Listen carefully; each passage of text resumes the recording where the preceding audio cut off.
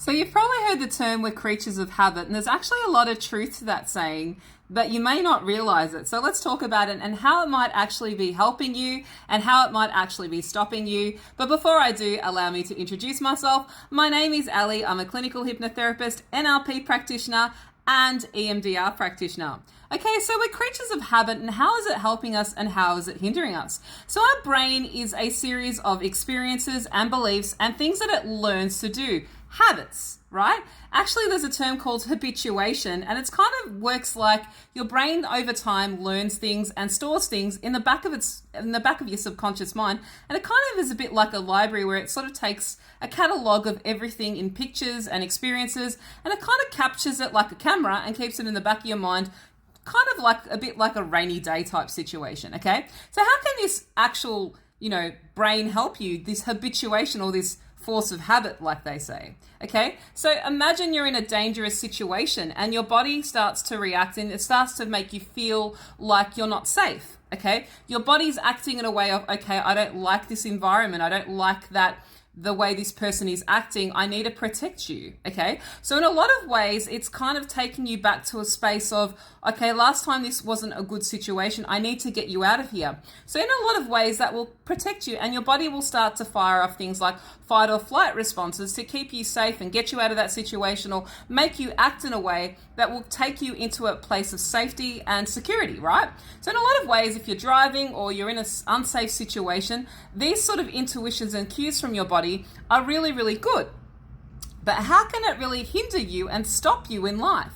Okay, so if you've had a lot of experiences where people haven't treated you well or things haven't gone your way, and you store all of that information in the back of your mind, okay, you start to associate that is always your experience, right? You always start to learn to distrust people. You always start to learn to act in certain manners with everybody when you're interacting with them, but you're actually not realizing that you're doing it, right? So what does this do? And it keeps you stuck in situations, in forces of habit where you don't allow people close to you. You start to distrust people. You might start to self-sabotage, okay?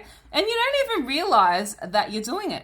These programs can come from, our environments as we're growing up, because we've been placed with people that didn't care about us or abandoned us. So we have this program or habit to think that this is always going to happen to us. And what this can do a lot of the time is it can fire off all of the same signals when we're dealing with people that are getting too close, or we start to sabotage relationships. So this actual habit that you formed can be really good, or it can be very hindering. And a lot of the time, we're actually keeping ourselves what we perceive as safe, but it's actually stopping us from getting what we want. We have a fear of failure, or a fear of success, a fear of commitment, and this causes all sorts of anxiety and stress in our body, and we don't know why it's doing that, and we just act on it without realizing that it's come from a place of habit, right? So what can you do about this? One, you can become a lot more aware of your environment and how you've maybe sabotaged past relationships or acted or reacted from this place, and start to sort of redirect that and start to try change your beliefs manually, right? You can do this through affirmations or kind of conscious mindset stuff, mindfulness. And a lot of the time, this stuff is really ingrained though, okay? And you can get help with this sort of stuff with things like hypnosis and NLP, right? We can go in, and what does this do for this actual programming?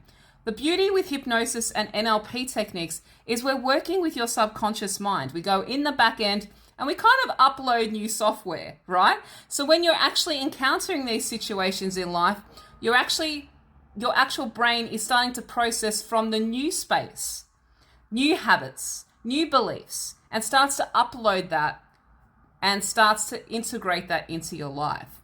So I just wanted to actually have this chat with you, I guess, and make this part of your awareness and see if this is something that you may or may not be doing, but a lot of us do it. But if you want to work on this on a deeper level, I'd love to work with you and work on these beliefs and things that may be stopping you in a state of anxiety or stress. Reach out to me. It's a chat book a chat with me. I'd love to see if I can help you. Otherwise, have a beautiful day, and I'll see you next time.